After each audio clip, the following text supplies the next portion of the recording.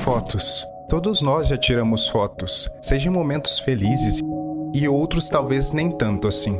Mas toda foto possui histórias por trás, como aonde aconteceu, quando e por quê. Porém, estas fotos que vamos ver hoje escondem histórias não tão felizes assim. Na verdade, histórias bem perturbadoras. E muitas delas serviram para registrar os últimos momentos de pessoas que nem imaginavam a tragédia que estava por vir. Eu me chamo Rafa Garcia e você está no Fatos Obscuros.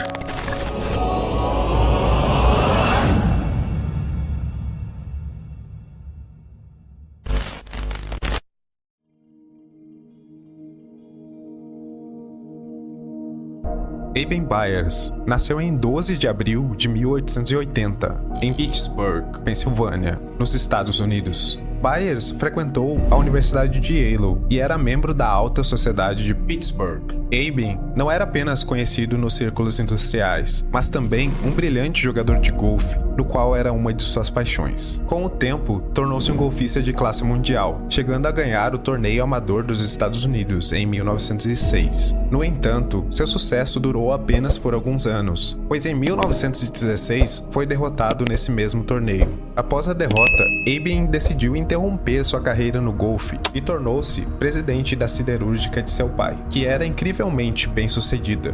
Da noite por dia, ele se tornou multimilionário, investindo imediatamente em propriedade de luxo por todo o país. Além disso, comprou vários estábulos para corrida de cavalos no Reino Unido e nos Estados Unidos, chegando a ter um camarote de luxo no campo Forbes, lar dos Pirates de Pittsburgh. Além de possuir todas essas riquezas, Aben, através de seu papel como presidente da empresa, começou a se conectar com pessoas muito poderosas e influentes, como os fundadores executivos da Coca-Cola. A vida de Aben Byers era um retrato de sucesso e privilégio. Ele tinha tudo o que qualquer pessoa poderia desejar: riquezas, saúde e um lugar de destaque na sociedade. Em 1927, aos 47 anos, Byers parecia ter o mundo aos seus pés. No entanto, naquele ano, ele começou a sentir um cansaço profundo e uma pressão intensa decorrente às suas responsabilidades. Decidido se afastar um pouco do estresse, ele resolveu tirar um tempo para si e relaxar. Buscando uma forma de descanso, Byers escolheu assistir um jogo de futebol americano. Então, ele planejou uma viagem de trem de Pittsburgh para New Haven, em Connecticut. Uma jornada de aproximadamente 12 horas. Para garantir o máximo de conforto durante a longa viagem, Byers optou por um bilhete de primeira classe, permitindo-se desfrutar um pouco de luxo enquanto ele se preparava para um merecido descanso. Para compreender melhor a situação, é importante saber que na primeira classe, os vagões de trens eram equipados com beliches, proporcionando um conforto extra para os passageiros durante as longas viagens. Depois de assistir ao jogo, Aben pegou o trem de volta para Pittsburgh. Decidido a descansar, Aben escolheu um beliche superior e poucos minutos depois de se deitar, caiu em um sono profundo. No entanto, enquanto dormia, Aben começou a se mexer e rolou para fora do beliche, caindo com força no chão e batendo o lado esquerdo do corpo. A dor da queda foi intensa o suficiente para acordá-lo imediatamente. Sentindo uma dor aguda no braço esquerdo, ele se levantou rapidamente, tentando avaliar a gravidade do machucado. Sem saber ao certo o que estava acontecendo, ele tentou movimentar o braço, esticá-lo e massageá-lo, na esperança de que a dor passasse. Após alguns minutos, a dor diminuiu um pouco, permitindo que Byers voltasse ao beliche e, exausto, adormecesse novamente. Essa queda e a lesão subsequente marcariam o início de uma série de eventos que mudariam sua vida para sempre. Várias horas depois, o trem chegou à estação de Pittsburgh. Assim, Aben acordou. A dor aguda no braço esquerdo retornou imediatamente. Minutos depois, ele desceu do trem e foi direto para casa, deixar sua bagagem. Após deixar suas coisas, decidiu procurar um médico, pois a dor estava se tornando insuportável. Pouco tempo depois, chegou ao consultório do fisioterapeuta George Clinton. George começou a examinar o ombro de Aben e rapidamente determinou que não havia dano estrutural. No entanto, Aben continuava reclamando da dor, dizendo que estava piorando. George então recomendou um novo produto no mercado, dizendo que era o melhor, embora extremamente caro. Como Aben não tinha nenhum problema financeiro, não se importou em gastar uma grande quantia de dinheiro e pediu o nome do produto. George recomendou um líquido chamado Raditor, usado para aliviar dores e dar um grande impulso de energia. Além disso, George escreveu uma receita, e pouco tempo depois, Aben foi à farmácia buscar uma garrafa de 500 ml desse líquido promissor. Ao chegar em casa, a primeira coisa que ele fez foi ir até a cozinha, pegar uma colher e beber a dose recomendada, conforme indicado na receita. Logo após tomar o tônico, Aben sentiu uma onda de energia invadir seu corpo, e em poucos minutos, as dores no braço esquerdo começaram a diminuir. Tudo o que o tônico prometia parecia se realizar. Nos dias seguintes, Aben continuou a seguir a dosagem prescrita fielmente. A cada dia que passava, ele se sentia cada vez melhor, não apenas porque a dor no braço estava desaparecendo, mas também porque, de maneira geral, ele se sentia muito mais feliz e cheio de energia. Aben estava extremamente satisfeito com o Raditor, acreditando ter encontrado uma verdadeira cura milagrosa. Assim, para continuar se sentindo bem, Aben começou a aumentar gradualmente as doses de Raditor que consumia, chegando ao ponto de tomar quantidades muito além do recomendado. 2 anos se passaram e a obsessão de Aben só aumentou. Ele não tomava mais apenas alguns mililitros por dia, mas consumia quase 3 garrafas de Raditor diariamente.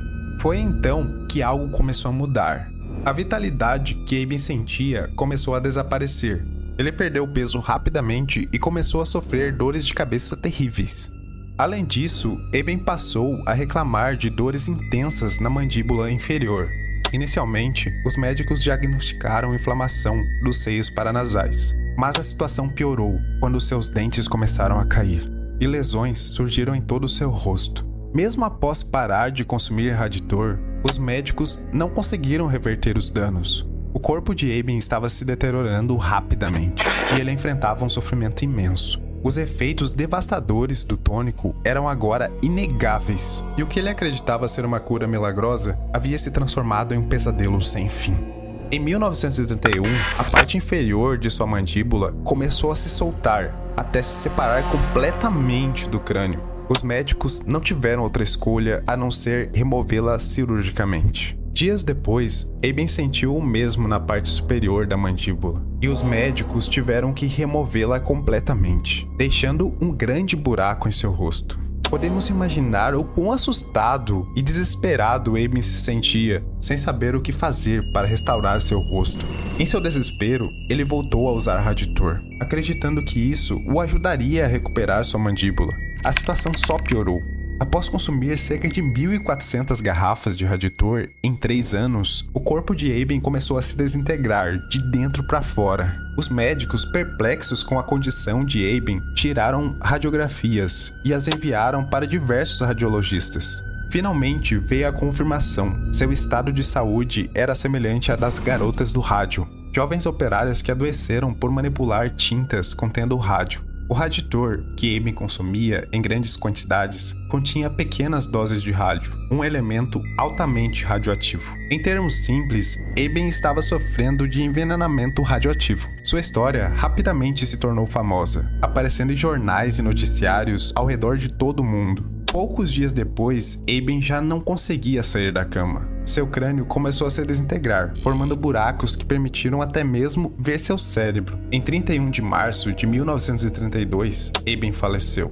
O corpo de Aben foi enterrado em um caixão de chumbo, especialmente projetado para absorver a radiação emitida por seus restos. 30 anos depois, em 1965, cientistas exumaram seu esqueleto para verificar se ainda emitia radiação. Dias depois, confirmaram que os níveis de radiação eram os mesmos do dia da sua morte. Atualmente, sabe-se que o rádio tem uma meia-vida de 1.600 anos, o que significa que o corpo de Aben continuará radioativo por séculos. E esta é uma das últimas fotos de Aben, tirada pouco depois de sua mandíbula ser removida, e poucos dias antes de sua morte. Sem dúvida, uma foto extremamente aterrorizante.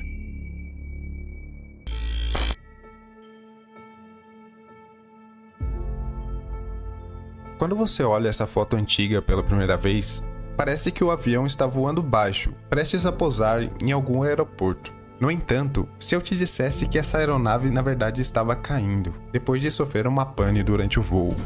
Você provavelmente conhece alguém que tem medo de voar. Existem pessoas, mesmo tendo dinheiro para pagar uma passagem aérea, preferem enfrentar 15 a 20 horas de ônibus de viagem, ao invés de pegar um voo que faria o mesmo percurso em muito menos tempo. No entanto, ao analisarmos as estatísticas, é muito mais provável que a pessoa perca a vida em um acidente de trânsito do que em voo. No Brasil, cerca de 32 mil pessoas morrem em acidentes de trânsito todos os anos. Já segundo o Centro de Investigação e Prevenção de Acidentes Aeronáuticos, o número de vítimas fatais em voos é bem menor, variando entre 70 e 85 por ano. Um único acidente aéreo nos Estados Unidos superaria a média anual de acidentes aéreos no Brasil. Em 19 de julho de 1989, um voo comercial da United Airlines saiu de Denver com destino a Chicago. Teve quase 300 pessoas a bordo. A aeronave era o modelo McDonnell Douglas DC-10 e o piloto Alfred Haynes era um dos mais experientes da companhia. Com 33 anos de serviço e 30 mil horas de voo acumuladas, o copiloto William Rackons também era um veterano, preparado para enfrentar qualquer situação. Porém, naquele dia, os dois enfrentariam uma falha nunca vista antes. Tudo começou às 3h16 da tarde, uma hora depois da decolagem. De repente, um dos discos do ventilador, responsável por refrigerar o motor, explodiu sem nenhum motivo aparente, danificando componentes vitais ao redor, inclusive o sistema hidráulico do avião. Com esse sistema comprometido, o piloto automático ficou totalmente inutilizável, e o avião perdeu a capacidade de desacelerar e manobrar para a esquerda. Isso deixou o piloto e o copiloto com a quase impossível missão de pousar a aeronave, podendo apenas movê-la para um dos lados. Ao ouvir a explosão, os passageiros entraram em pânico, certos que a morte era iminente. Por uma incrível coincidência do destino, ou talvez devido às orações, um dos passageiros era um instrutor de voo experiente, que sabia controlar um avião com pane no sistema hidráulico.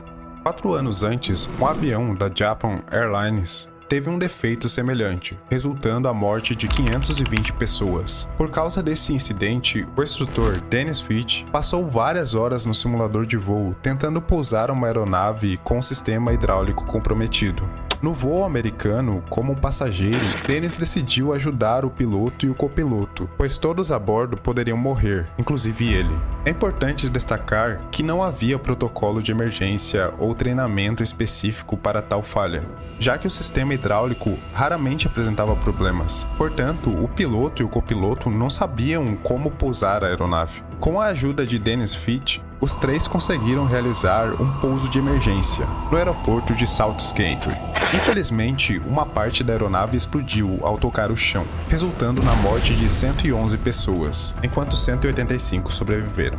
Durante a comunicação com os controladores de tráfego antes do pouso, Dennis e o piloto Alfred Haynes mantiveram a calma. Haynes disse em uma entrevista: "Estávamos muito ocupados para ter medo. Você deve manter a compostura no avião, ou vai morrer. Aprendemos isso no primeiro dia de voo." Em 2019, aos 87 anos, Alfred Haynes faleceu de causas naturais. Acredito que ele está sendo bem tratado onde quer que ele esteja, pois foi um verdadeiro herói, salvando 185 vidas naquele voo. Já Dennis Fitch morreu de câncer aos 69 anos. Em 7 de maio de 2012. Embora tenha vivido bastante, seus últimos anos não devem ter sido nada fáceis.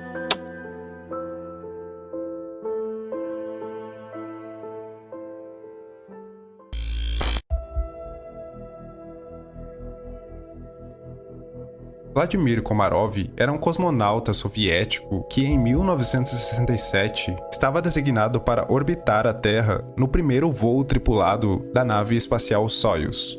Ele seria o único piloto da missão, mas precisava de um substituto, caso houvesse algum impedimento. O escolhido por Komarov para substituí-lo foi seu grande amigo, Yuri Gagarin. A missão tinha uma enorme importância política para a União Soviética, colocando o sucesso nas mãos de Komarov, que sentia intensamente a pressão do governo soviético. Isso levou Komarov a se preparar e treinar arduamente junto com Yuri, ambos fazendo tudo o que podiam para assegurar que a missão fosse bem sucedida. No entanto, a falha não não seria deles, mas da própria nave espacial. Durante esse período, Yuri e uma equipe de engenheiros realizaram uma inspeção minuciosa da Soyuz e ficaram alarmados ao identificar 203 problemas estruturais. O time estava determinado a corrigir esses problemas rapidamente, mas logo perceberam que a missão deveria ser adiada. A equipe solicitou o adiamento, mas suas preocupações foram ignoradas, pois, como mencionado, a missão tinha uma importância crucial para a política da União Soviética. A União Soviética estava disposta a arriscar a vida de seus cosmonautas para ganhar a corrida espacial contra os Estados Unidos. Quando Komarov descobriu que a nave apresentava todas essas falhas e o governo desconsiderava as reclamações dos engenheiros, ele se sentiu profundamente decepcionado e frustrado. Em uma conversa com o agente da KGB, Komarov afirmou que morreria durante a missão. O agente perguntou por que ele não recusava a missão, mas Komarov explicou que isso era impossível, pois se ele não voasse, seu melhor amigo Yuri seria colocado na mesma armadilha. Yuri implorou para que Komarov desistisse da missão e deixasse que ele assumisse o risco. No entanto, Komarov já havia tomado sua decisão e estava ciente das possíveis consequências. Ele então teve uma ideia. Fez todos prometerem que em caso de sua morte, seu funeral seria com o caixão aberto. Komarov sabia que se voltasse à Terra, não seria de maneira bem-sucedida, mas sim em um acidente. Ele queria que os responsáveis pela missão vissem as consequências de suas ações e que o mundo soubesse a verdade. Assim, em 23 de abril de 1967, a missão teve início. O lançamento ocorreu e quase imediatamente os problemas começaram. Para começar, a nave apresentou defeitos críticos desde os primeiros momentos do voo. A Soyuz não tinha potência suficiente e o sistema de comunicações começou a falhar gradualmente. Em pouco tempo, a nave começou a girar descontroladamente. Aqueles que monitoravam a missão na Terra perceberam imediatamente que um erro havia sido cometido e que a missão precisava ser abortada. Ordenaram que Komarov abortasse a missão e retornasse. Depois disso, passaram-se 5 horas em que Komarov tentava desesperadamente reentrar na atmosfera terrestre. O problema era que, devido a todas as falhas estruturais, era impossível para ele fazer isso. Komarov tentou retornar à Terra em 18 ocasiões diferentes, mas não conseguiu. Agentes da inteligência dos Estados Unidos registraram a última conversa de Komarov com membros soviéticos de alto escalão. Nesta última chamada, Komarov se despediu e o líder em terra começou a chorar, pedindo desculpas e afirmando que ele seria lembrado como um herói. Ele até mencionou que havia trazido a esposa de Komarov. Komarov se despediu dela, pedindo que cuidasse dos seus filhos. Pouco depois, a chamada terminou. Minutos depois, na 19ª tentativa, Komarov finalmente conseguiu entrar na atmosfera. Mas havia outro problema. Os paraquedas da nave não funcionaram. As últimas palavras registradas de Komarov enquanto entrava na atmosfera foram insultos à União Soviética, chamando-os de tolos por colocá-la em uma nave defeituosa, sabendo dos problemas que ela tinha. Em 24 de abril, as equipes de resgate foram ao local do impacto para tentar salvar Komarov. Muitos pensaram que ele havia morrido no impacto, mas ao verem o interior da nave, ficaram terrivelmente surpresos, indicando que ele havia sido queimado vivo enquanto caía em alta velocidade. Dias depois, o funeral foi realizado, e conforme Komarov desejava, foi com o caixão aberto para que a União Soviética visse o que havia causado. Esta é a foto do funeral de Komarov e o que restou dele.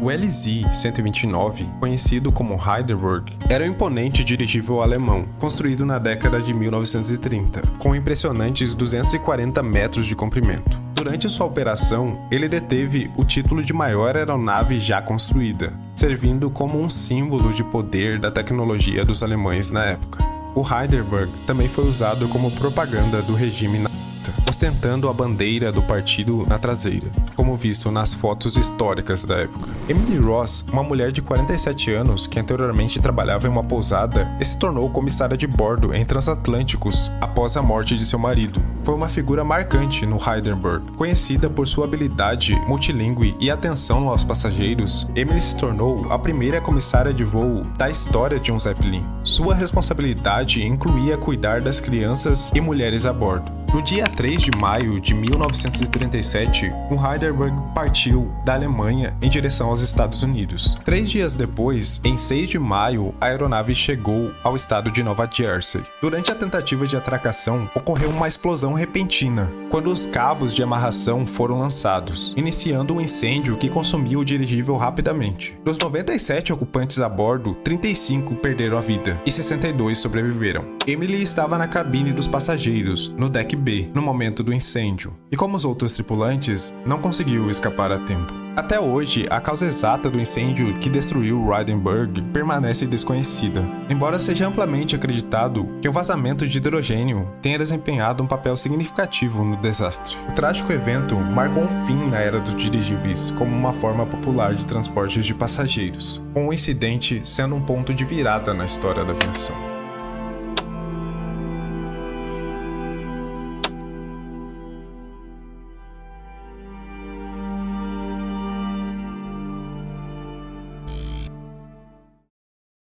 Fala galera, qual desses 4 casos você achou pior? Me conte nos comentários e deixa um like se gostou do vídeo e se não gostou, comente aqui embaixo o que eu devo melhorar. Pela sua atenção, meu muito obrigado e até o próximo vídeo. Grateful, oh yeah, able, oh yeah, I'm stable, oh yeah, no label, oh yeah, you know me, I have only a path, I'm lonely, but damn, I'm going to win, yeah.